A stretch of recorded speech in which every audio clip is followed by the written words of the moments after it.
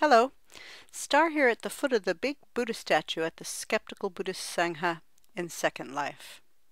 I'm sitting here meditating because I promised last time that this time we'd talk about the most used tool in the Buddhist's toolbox, which is meditation.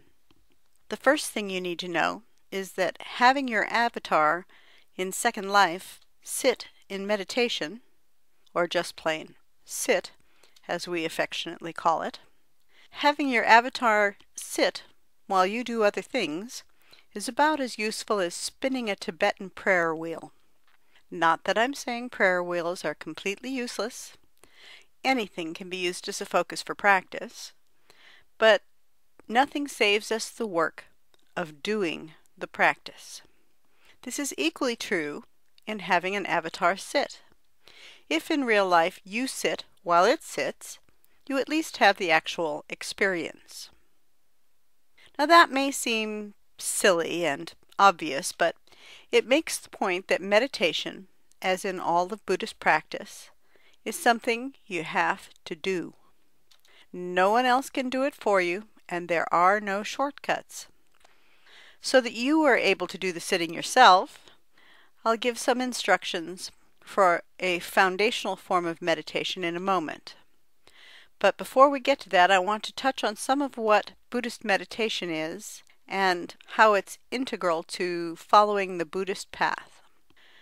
The most common understanding of meditation is that it is stress relieving, and this can be true of Buddhist meditation, but not always, and calming us down is definitely not the main focus.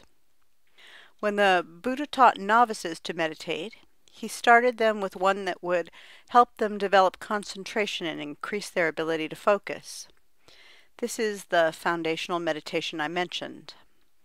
This meditation can be quite relaxing, but it isn't always, and we shouldn't expect that it will be.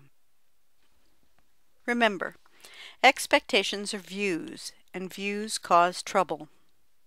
Please don't cling to expectations of what your meditation is supposed to be like or what you're supposed to accomplish, because doing that tends to add to your suffering, not relieve it. Our first practice of sitting will be to learn to do just that, sit, with an object to focus on. The focus of our meditation will be the breath, and the reason for that is that it is always there with you. At first we will count the breaths as an aid to noticing whether or not we remain focused or whether our minds have wandered away. But if we settle into it enough, we can drop the counting and just observe the breath. So here's the basic instructions for breath meditation. 1. Find a time and place where you can have 15 minutes of relatively uninterrupted peace and quiet. Get yourself into a comfortable position. Best if it's one in which your shoulders can be over your hips and your spine upright, whether on a chair, a cushion, on the floor, or in the lotus position, but sustainable for those 15 minutes. If for any reason you are unable to use those, any position you can sustain while remaining awake is good. Lightly close your eyes if you're not sleepy. If you're sleepy, softly focus your half-opened eyes a few feet in front of you. Once you settle into your spot, notice your breath going in and out. Find a point in your body where you can feel the effect of breathing, the expansion and relaxation of your chest or belly, or air rushing in and out of your nose. Once you have the point for your focus, breathe in, just naturally, not forcing your breath in any way. Pay attention to the in-breath. When your body is ready to breathe out, notice the out-breath. After the end of the out-breath, before the in-breath, silently count 1. Repeat steps 5 and 6, following the breath in and then out, and upping your count. 2 after the second breath, 3 after the third, all the way up to 10. After 10, start over with 1.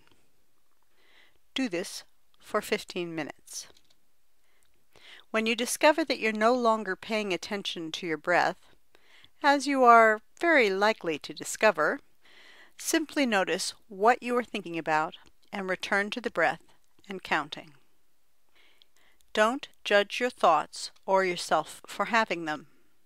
Simply return to the breath and counting. That's all there is to it, really. It sounds simple, but when we try it, we find it's not as easy as it sounds. This practice provides first-hand insight into what it is to be our busy, active selves. This first insight, that it's very difficult to have a quiet mind, is only the first of many that meditation gives us access to. Despite that first quick insight, I call this tool not the sharpest in the Buddhist toolbox because it's not fast-acting, and the daily practice, yes, we should do this every day, daily practice can be dull.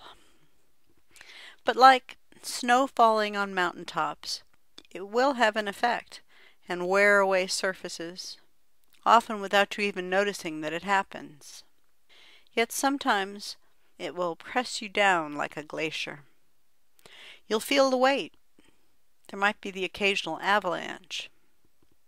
The main thing to understand is that over the course of years of meditating, it will have such a wide variety of helpful effects that even when it seems to be going badly, seems to be because we've gotten ourselves caught up in some belief about how it should be going, even when it is at its most boring or frustrating, even when it's just calm sitting and it seems nothing is happening, it is doing its job.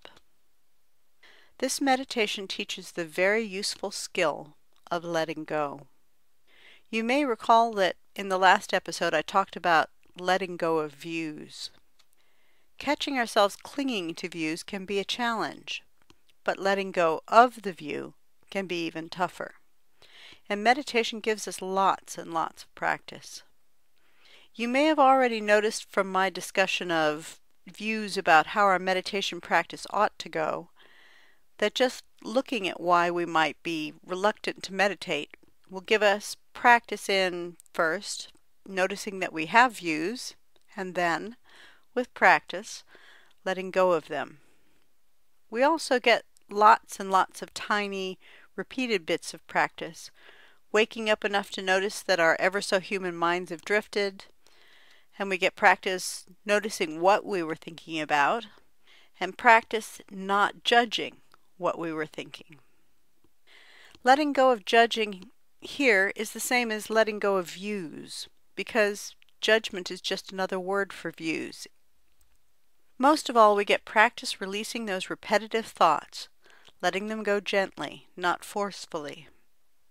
This is a practice in learning to recognize the sorts of thoughts we have, a practice in being kind to ourselves for being human, while at the same time acknowledging that the cyclical thinking that takes up most of our waking hours is something all of us do by default, and a lot of those thoughts aren't pretty. But that's not wrong. It just is the way it is.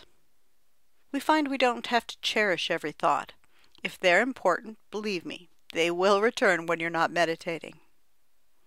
We can learn to let thoughts go, and in time this practice will give us the power to choose which thoughts we should cherish, nurture, and feed, and which thoughts we can simply recognize as not useful and let go. That's quite a lot of things being practiced while we just sit and count breaths. Before we all go off and find a good place to sit for 15 minutes, or more if we've been at it a while and have worked our way up to longer meditations, I would like to emphasize that even when we feel our meditation is not going well, it is doing just what it should be doing. Noticeable progress is not the point. It's most often when we feel most stuck that we're getting the most benefit. But if you become too frustrated, it might be time to try a different form of meditation. Take a class, go on a retreat, read up on what's out there. Step out of your normal meditation cycle for a little while, but don't ever give up. Well, thanks, and we'll see you next time. Namaste.